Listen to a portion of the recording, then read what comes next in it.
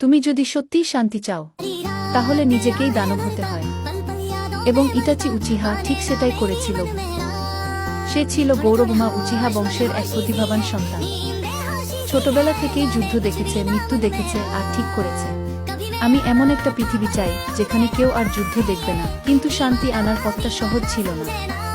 Itachi জানত কিছু কিছু ত্যাগ নীরব থেকে করতে হয়।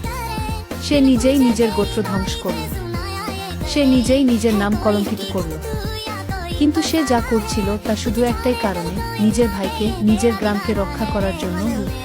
লোকে তাকে বিশ্বাসঘাতক বলেছে, দানব বলেছে, খুনি বলেছে, কিন্তু তার হৃদয়ের গভীরে ছিল শুধু ভালোবাসা। একটা সময় ইটাচির ভাই সাসুকে যখন সত্যিটা জানে, সে কেঁদে ফেলেছিল, কারণ সবাইকে ভুল বুঝিয়ে সে শুধু ভালোবাসার জন্য লড়েছিল।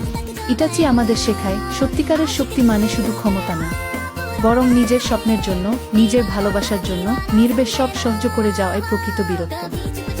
তুমি যদি সত্যিই বদল আনতে চাও তাহলে প্রস্তুত থেকো ত্যাগ স্বীকারের জন্য।